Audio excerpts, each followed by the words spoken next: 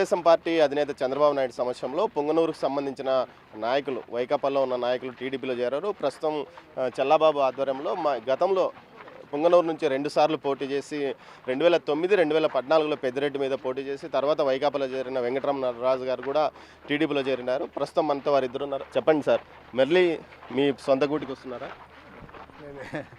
ఎలా ఫీల్ అవుతున్నారు? మా సొంత ఇంటికి మేము వచ్చినట్టు ఫీల్ అవుతున్నాం అంతే. అంటే మీరు వెళ్ళారు, ఏం జరిగింది అక్కడ? అదంతా ఎందుకులేండి ఇప్పుడు, ఎందుకంటే ఇప్పుడు సమయం కాదు. ఎన్నికల్లో ఎలా ఉంది మీరు బాబురెడ్డి గారిని గెలిపించబోతున్నారా? బాబురెడ్డి 100% గెలిచి తీరుతాడు. రాష్ట్రంలో కూడా చంద్రబాబు నాయుడు ముఖ్యమంత్రి అవుతాడు, దానికి డోకా లేదు.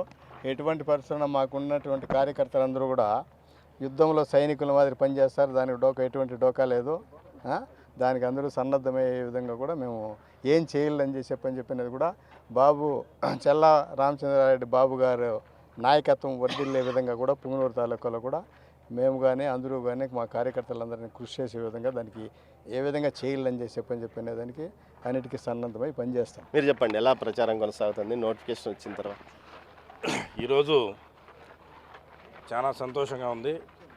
ఎందుకంటే 2 పర్యాయాలు పార్టీని భుజాల మీద మోసుకొని 10 సంవత్సరాలు పెద్దిరెడ్డి రామచంద్రారెడ్డి మీద అక్కడున్న అరాచకాల మీద పోరాడి కొన్ని పరిస్థితుల్లో కొంత దూరంగా పార్టీకి ఉండిన వెంకటరమణరాజు అన్నగారు ఈరోజు మళ్ళీ తిరిగి తెలుగుదేశం పార్టీకి వచ్చి పెద్ద ఎత్తున పార్టీని అక్కడ బలోపేతం చేసి ఈరోజు చంద్రబాబు నాయుడు గారు కూడా పుంగనూరు నియోజకవర్గంలో ఎక్కడ బీసీ సామాజిక వర్గం ఉన్నా అక్కడ నేను వెళ్ళి ప్రతి ఒక్కరిని పార్టీ వైపు మొగ్గు చూపించి ఇక్కడ గెలుపు కోసము తెలుగుదేశం పార్టీ జెండా పొంగనూరులో ఎగరవేసేదానికి నా వంతు కృషి చేస్తానని కూడా చెప్పడం జరిగింది. ఇవన్నీ కూడా సంకేతాలంతా కూడా పెద్దిరెడ్డి రామచంద్రారెడ్డి ఓడేదానికి పూర్తిగా పొంగనూరు నియోజకవర్గంలో ప్రజలు సిద్ధంగా ఉన్నారు. ఒక్కొక్కటి కూడా ఈరోజు తోడ్పడతా ఉన్నారు. మాజీ సీఎం కిరణ్ కుమార్ రెడ్డి రాజంపేట ఎంపీగా పోటీ చేస్తున్నాడు. ఇది మీకు బలం ఇస్తుందా, బలహీనతగా మారుతుంది? బలమే ఇస్తుంది. బలహీనత ఎందుకు వస్తుంది?